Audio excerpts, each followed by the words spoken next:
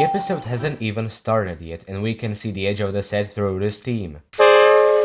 Anyway, Thomas was on his way to a village, nestled deep in the heart of the island of Sodor. But when Bertie passed through, the road bounced. One December morning, Thomas whistled to all his friends. It's nearly Christmas and I'll bring you lots of letters and parcels. But a week later, the storms came. The island was covered with thick snow. The engines found work difficult. James doesn't appear to have a face mask. Some had to help clear snow from the track and workmen hacked away at the frozen banks of ice. Thomas and Percy were collecting important posts for Christmas. Driver said there's lots of posts for the village, said Thomas. I'll need an extra truck for it all.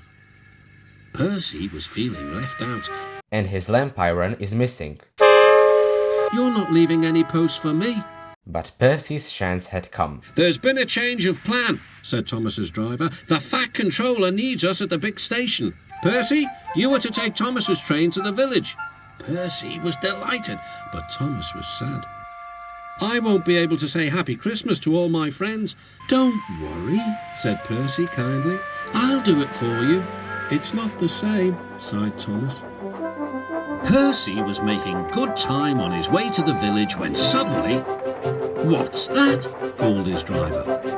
There ahead was a fogman by the line. He was holding a red light, but we can see some studio reflection in that light. We need snowplows, workmen and a helicopter. Leave your trucks in the sidings and go back quickly. Percy was soon steaming to Harold's airfield. Beep, beep, whistled Percy. Listen again and watch Percy. Beep, beep. The chuffing sounds could be heard even when Percy stopped. Whiz-ow, replied Harold. I like an emergency to keep me warm. And he buzzed away. Percy's cylinder is a bit crooked. There was Thomas with Terence the tractor and a works train. Come on, Percy, whistled Thomas. Follow me. The two engines battled their way through the snow. At last, they reached the village. Harold was already there. Why is Harold simply dropping the parcels without any parachutes? It's dangerous. Well, too late. Some of them hit the people after bouncing on the ground. Lovely stuff, he said as he pushed the snow aside. Well done, Percy. Well done, Thomas, cheered the villagers. You're the best Santa Claus this village has ever had. What's a Santa Claus? I'm not counting that as a goof, but I think you have seen him before. Your post train is still back in the siding, isn't it? Percy hurried back to fetch it. Just then, Toby arrived. Henrietta's roof is crooked.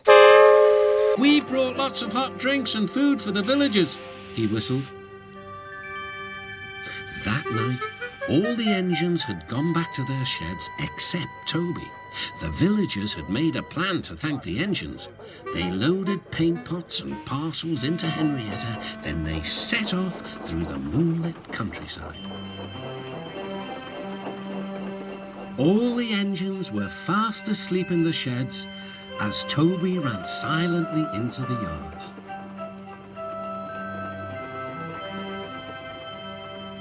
He had no idea what the villagers were going to do, but he knew it was going to be a big surprise.